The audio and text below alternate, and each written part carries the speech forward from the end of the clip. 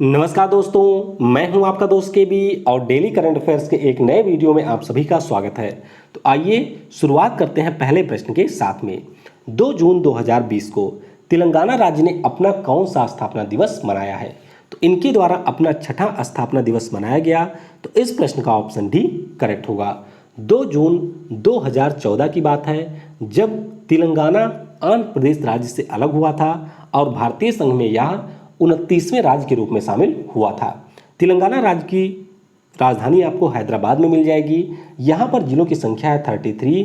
जनसंख्या के अनुसार देश के राज्यों में इसका 12वां स्थान है और क्षेत्रफल के अनुसार 11वां स्थान है। बात हुई है हैदराबाद की, तो हैदराबाद के बारे में 2-3 चीज़ें आपको याद रखनी है, जैसे कि ग्रामीण लोगों का जो सबसे बड़ा प्रोग्राम है अंतः प्रज्ञा, उसका आयोजन हैदराबाद में किया गया। बायो एशिया 2020 का आयोजन भी हैदराबाद में ही किया गया और हैदराबाद में आपको मिलेगा बेगमपेट इंटरनेशनल एयरपोर्ट, जहां पर विंग्स इंडिया 2020 का भी आयोजन किया गया है। यहाँ के वर्तमान में सीएम है चंद्रशेखर राव, जो कि पहले सीएम भी थे और वर्तमान में यहाँ की राज्यपाल हैं तमिलिसाई सुंदर राजन। 2 टाइगर रिजर्व आपको मिल जाएंगे, एक का नाम है कवल और दूसरे का नाम है अमराबाद। WHO के द्वारा यानी कि विश्व स्वास्थ्य संगठन के द्वारा लाइफ सेविंग तकनीक की समान पहुंच को सुनिश्चित करने के लिए लॉन्च किया गया। तो यहाँ पर लॉन्च किया गया है सी टैप। तो इस प्रश्न का ऑप्शन सी करेक्ट होगा। सी टैप का पूरा नाम है कोविड-19 टेक्नोलॉजी एक्सेस पूल। यहाँ पर WHO के जो 37 सदस्य देश हैं उनके द्वारा ये मांग की गई थी WHO से कि कोविड-19 से निपटने के लिए जो भी मेडिसिन बनाई जा रही है या जो भी वैक्सीन बन रही है उन पर सभी देशों की एक समान स्वामित्व होना चाहिए। तो सी टैप का उद्देश्य है कि जो भी टीके और दवाओं का निर्माण किया जा रहा है उनके विकास में तेजी लाने के लिए अनुसंधान और सूचना का आदान प्रदान एक दूसरे के बीच में किया जा सके। इसके अलावा WHO ने संयुक्त राष्ट्र स्वास्थ्य एजेंसी के देशों से जुड़ने के लिए सॉलिडेरिटी कॉल टू एक्शन भी जारी किया है। WHO कई कारणों से अभी न्यूज में रहा है, जैसे कि आपको यही ध्यान रखना है कि अमेरिका ने पूरी फंडिंग WHO को बंद कर दी है और इसके साथ में सभी प्रकार के संबंधों को भी समाप्त कर दिया है। WHO का जो विश्व स्वास्थ्य महासभा है इसकी 73वीं बैठक का अभी आयोजन किया गया, जिसमें हमारे स्वास्थ्य और परिवार कल्याण मामलों के मंत्री डॉक्टर हर्षवर्धन शामिल हुए। WHO का जो कार्यकारी बोर्ड है इसके नए अध्यक्ष भी बन गए हैं डॉक्टर हर्षवर्धन और WHO के द्वारा 4 दवाओं के ट्रायल को मंजूरी दी गई थी, जिनमें से अब हाइड्रोक्सीक्लोरोक्विन के ट्रायल को पूरी तरीके से प्रतिबंधित कर दिया गया है। WHO के द्वारा जो स्मॉल पॉक्स नाम की डिसीज थी उसके उन्मूलन के 40 वर्ष पूरे होने पर स्टाम्प भी जारी किया गया है। WHO का मुख्यालय आपको मिल जाएगा जिनेवा में और इसके वर्तमान में प्रमुख कौन है? तो टेड्रस अदनॉम इसके प्रमुख हैं। 7 अप्रैल 1948 को इसकी स्थापना हुई थी। 7 अप्रैल को हम लोग विश्व स्वास्थ्य दिवस के नाम से भी मनाते हैं और 2020 का जो वर्ष है इसे WHO के द्वारा फ्लोरेंस नाइटिंगेल के जन्म की 200वीं वर्षगांठ के उपलक्ष्य में मिडवाइफ और नर्सेज को समर्पित किया गया है। खेलो इंडिया ई पाठशाला कार्यक्रम का उद्घाटन किसने किया? तो इसका उद्घाटन किया है किरण रिजिजू, जो कि हमारे खेल और युवा मामलों के मंत्री हैं। तो इस प्रश्न का ऑप्शन सी करेक्ट होगा। तो लॉकडाउन के कारण जो भी हमारे एथलीट थे उनकी ट्रेनिंग नहीं हो पा रही थी, तो इसीलिए खेलो इंडिया ई पाठशाला कार्यक्रम की शुरुआत की गई है, जिसके अंतर्गत जो भी हमारे एथलीट हैं उनको ओपन ऑनलाइन कोचिंग दी जाएगी। और ये जो खेलो इंडिया ई पाठशाला कार्यक्रम है भारतीय खेल प्राधिकरण यानी कि स्पोर्ट्स अथॉरिटी ऑफ इंडिया और राष्ट्रीय खेलों संघ यानी कि नेशनल स्पोर्ट्स फेडरेशन के द्वारा शुरू किया गया है। भारतीय खेल प्राधिकरण की बात हुई है तो ध्यान रखिएगा इसके जो अध्यक्ष हैं संदीप प्रधान, उनके कार्यकाल को 2 वर्षों का विस्तार अभी दिया गया है। और भारतीय खेल प्राधिकरण के द्वारा जो भी एथलीट हैं उनको 30,000 रुपये भी दिए गए हैं। हाल ही में किसके द्वारा MSMEs के सशक्तिकरण के लिए चैंपियंस प्लेटफॉर्म लॉन्च किया गया? तो इसे लॉन्च किया है PM नरेंद्र मोदी ने। तो इस प्रश्न का ऑप्शन ए करेक्ट होगा। अब चैंपियंस का पूरा नाम क्या है? तो पहले पूरा नाम आपको थोड़ा सा पता होना चाहिए। Creation and harmonious application of modern processes for increasing the output and national strength, ये इसका पूरा नाम है। अब ये प्लेटफॉर्म कार्य क्या करेगा? तो इस प्लेटफॉर्म के माध्यम से जो भी हमारी एमएसएमई की यूनिट हैं उनको प्रोत्साहित किया जाएगा कि वे अपने उत्पादन को बढ़ाएं। किसी भी प्रकार की उनकी जो शिकायतें हैं उनका भी निवारण किया जाएगा और राष्ट्रीय और अंतर्राष्ट्रीय स्तर पर उनके प्रोडक्ट को एक नई पहचान दिलाने में भी मदद की जाएगी। एमएसएमई मामलों के मंत्री कौन हैं? तो नितिन गडकरी हैं इसके मंत्री। और अभी एमएसएमई सेक्टर के लिए केंद्र सरकार के द्वारा जो आत्मनिर्भर भारत योजना है उसके अंतर्गत 3 लाख करोड़ रुपए के क्रेडिट गारंटी योजना की भी शुरुआत की गई है। और एमएसएमई मामलों का जो मंत्रालय है उसके राज्य मंत्री कौन है? तो प्रताप चंद्र सारंगी इसके राज्य मंत्री हैं। नरेंद्र मोदी के द्वारा अभी कल ही my life my yoga competition को भी लॉन्च किया गया है। किसके द्वारा? एक कीटाणु शोधन इकाई अल्ट्रा स्वच्छ बूथ का निर्माण किया गया। तो इसका निर्माण किया है DRDO ने। तो इस प्रश्न का ऑप्शन सी करेक्ट होगा। तो DRDO का जो institute of nuclear medicine and allied sciences है उसके द्वारा इसका निर्माण किया गया है। अब ये काम क्या करेगा? तो यहाँ पर आप देख सकते हैं अल्ट्रा स्वच्छ को, अगर आपके पास में कोई पर्सनल प्रोटेक्शन इक्विपमेंट है, इलेक्ट्रॉनिक आइटम है, कपड़े हैं, तो इन सभी को आप इसमें रख देंगे और वह कुछ समय के बाद में पूरी तरीके से स्वच्छ हो जाएगा, यानी कि किसी भी प्रकार का कोई कीटाणु उस पर नहीं होगा। आपको याद ये भी रखना है कि DRDO के द्वारा ही ध्रुप्स नाम का एक अल्ट्रा वायलेट सैनिटाइजर का भी निर्माण किया गया था। किसने किया था? DRDO ने। DRDO जिसका पूरा नाम है defence research and development organisation, 1958 में इसकी स्थापना हुई थी और 1958 में अमेरिका की जो स्पेस एजेंसी है नासा, इसकी भी स्थापना हुई थी। DRDO का मुख्यालय आपको दिल्ली में मिलेगा। जी सतीश रेड्डी जी इसके अध्यक्ष हैं। और PPE किट के उत्पादन में भारत पहुंच चुका है चीन के बाद दूसरे स्थान पर। MSME क्षेत्र की नई परिभाषा के अनुसार कितने रुपए के निवेश पर उद्यम को माइक्रो श्रेणी में रखा जाएगा? तो सबसे पहले आपको ये पता होना चाहिए कि जो MSME होता है इसमें हमारे 3 उद्यम शामिल होते हैं। एक तो होता है माइक्रो यानी कि सबसे सूक्ष्म स्तर का, दूसरा होता है स्मॉल यानी कि लघु, और तीसरा होता है मीडियम यानी कि मध्यम। तो अब जो नई परिभाषा केंद्र सरकार के द्वारा बनाई गई है उसके अनुसार अगर किसी भी प्रकार का जो हमारा MSME क्षेत्र का उद्यम होता है और उसमें निवेश किया जाता है 1 करोड़ रुपए तक का, तो फिर इसे माइक्रो श्रेणी में रखा जाएगा। तो इस प्रश्न का ऑप्शन डी करेक्ट होगा।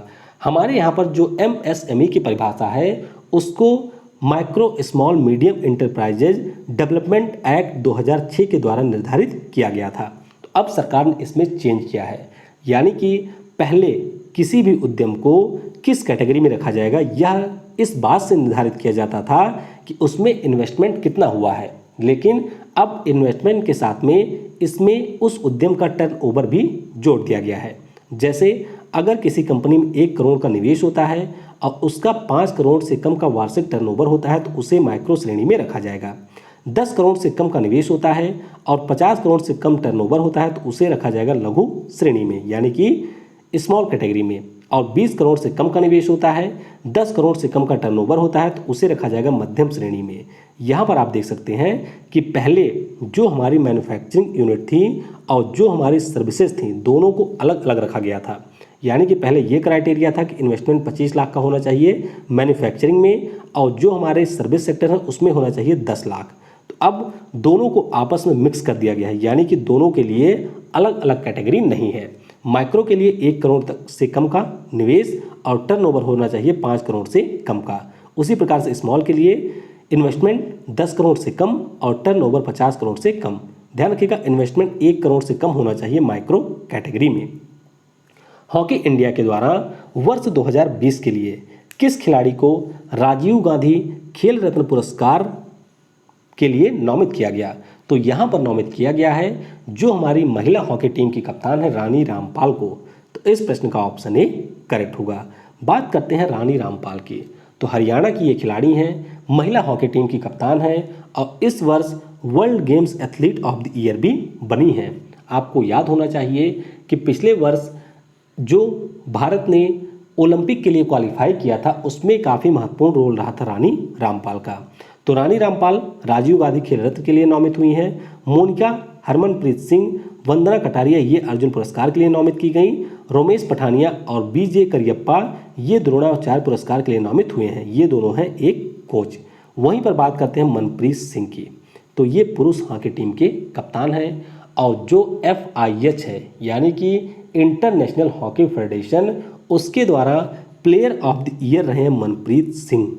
विवेक सागर प्रसाद की बात करते हैं तो ये rising player of the year रहे हैं मेंस कैटेगरी में 2019 के लिए। और लाल रेमसी यामी की बात करें तो ये वुमेन कैटेगरी में rising player of the year रही हैं। तो मनप्रीत सिंह पुरुषों की कैटेगरी में रहे थे और नीदरलैंड की जो इवा दी गोदे हैं ये महिला कैटेगरी में रही हैं। आपको ध्यान रखना है कि जो FIH है यानी कि इंटरनेशनल हॉकी फेडरेशन, इसका मुख्यालय है कहाँ पर, लोजेन में। और इसके जो अध्यक्ष हैं डॉक्टर नरेंद्र ध्रुव बत्रा, उनके भी कार्यकाल को विस्तारित किया गया है। राज्यसभा की कितनी सीटों पर 19 जून 2020 को चुनाव की घोषणा की गई?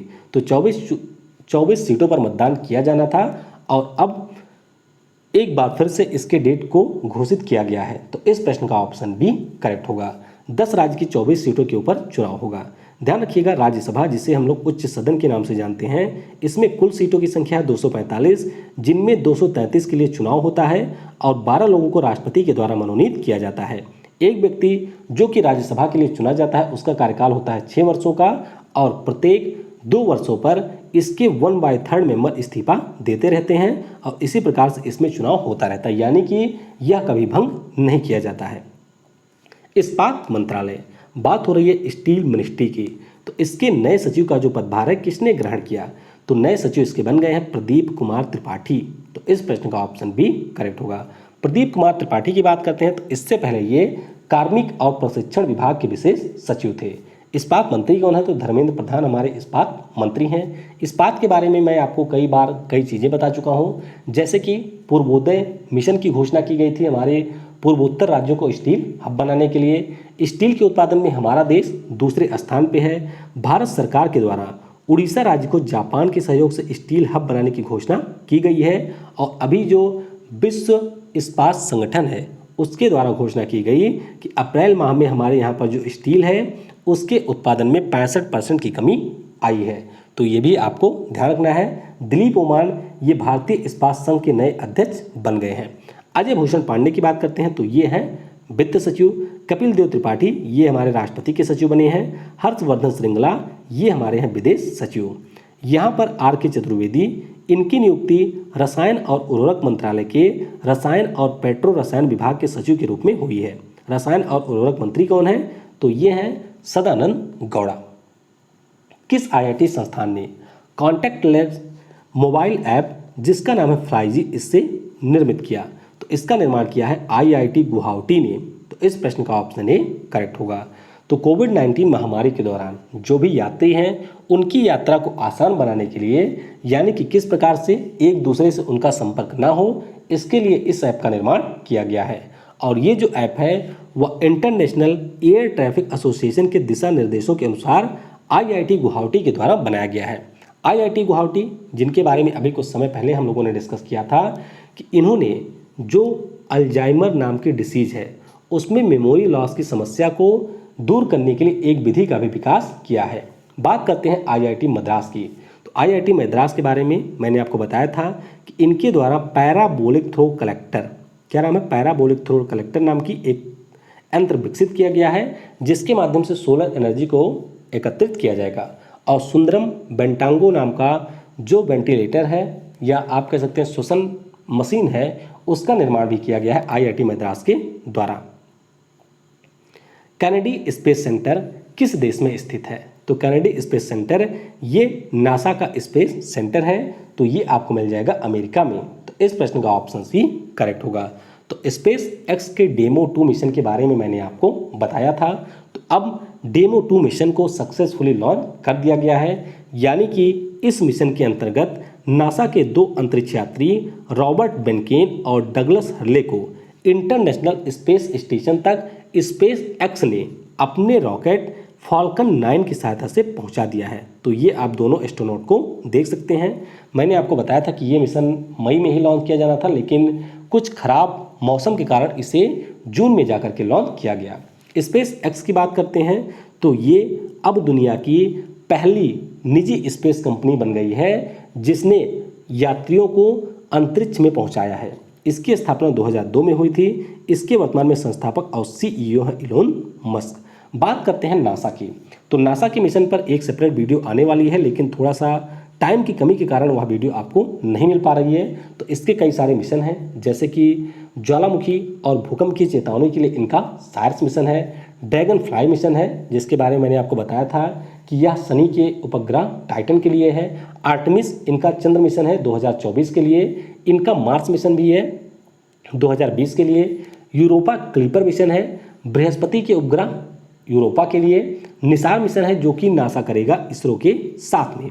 इसके अलावा वाइपर मिशन इनका है और इनका एक है सनराइज मिशन जिसके अंतर्गत ये लोग सूर्य की ज्वाला का अध्ययन करेंगे।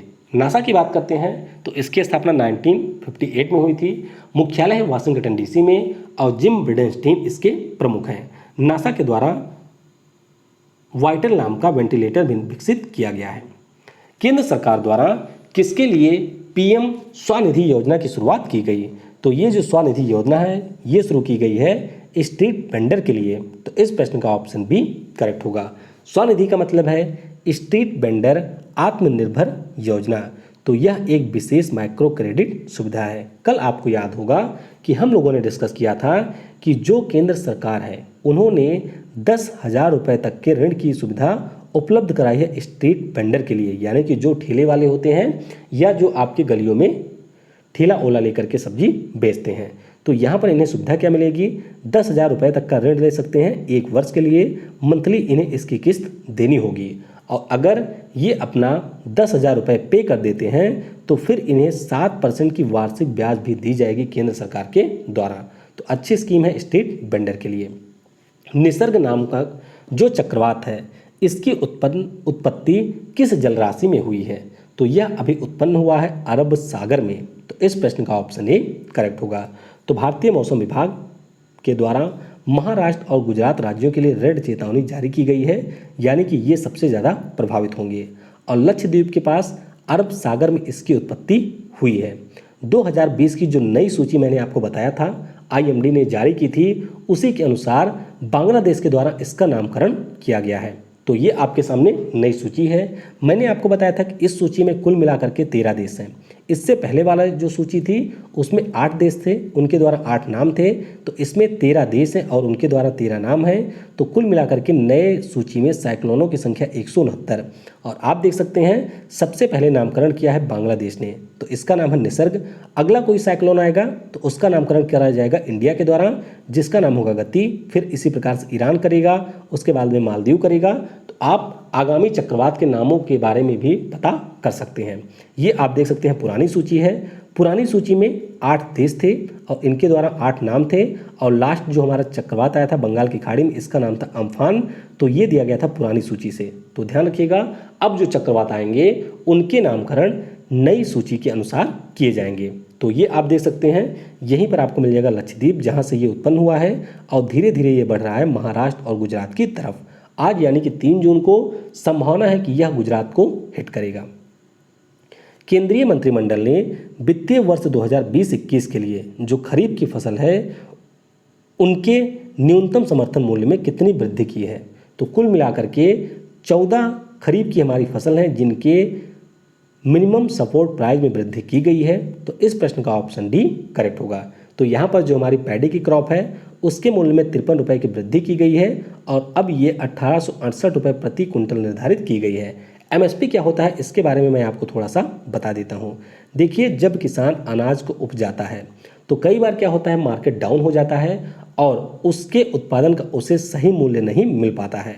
तो यहाँ पर एमएसपी जो है वह केंद्र सरकार निर्धारित कर देती है कि कम से कम केंद्र सरकार के द्वारा उसके द्वारा जो उत्पादन किया गया है उसको इस दाम के ऊपर खरीदा जाएगा। तो इसी को हम लोग कहते हैं एमएसपी। तो 14 में हमारा धान हो गया, सोयाबीन है, उड़द है, बाजरा है। तो ये सारी चीज़ें आपको नहीं ध्यान रखनी है, बस आप ध्यान रखिएगा 14 ऐसी फसल हैं जिनके एमएसपी को निर्धारित किया गया है। बॉबी मोरो जिनका हाल ही में निधन हुआ, किस देश के स्प्रिंट धावक थे? तो ये एक स्प्रिंट धावक थे, कहाँ के? अमेरिका के। तो इस प्रश्न का ऑप्शन सी करेक्ट होगा। और इन्होंने एक रिकॉर्ड बनाया था 1956 के ओलंपिक खेल में, जो कि ऑस्ट्रेलिया के मेलबर्न में आयोजित हुआ था। इसमें इन्होंने 100 मीटर की दौड़, 200 मीटर की दौड़ और 400 गुणे 4 मीटर की दौड़ में स्वर्ण पदक जीता था। तो यहाँ पर आप इनको देख सकते हैं, जिनका अभी हाल ही में निधन हो गया है। चलिए, आज के वीडियो से आपके लिए प्रश्न है, माई लाइफ माई योगा जो प्रतियोगिता है, इसका शुभारंभ किसने किया है? और दूसरा प्रश्न है, किस राज्य की सरकार ने दिसंबर 2020 से मुफ्त इंटरनेट परियोजना को शुरू करने की घोषणा की है? तो ये रहे आज के प्रश्न आप पहले की तरीके से 5 चाहते हैं या इस प्रकार से 1 या 2 चाहते हैं, वह आप नीचे कमेंट में जरूर बताइएगा। Thanks for watching. जय हिंद, जय भारत, और सबसे जरूरी, पढ़ेगा भारत तो बढ़ेगा भारत।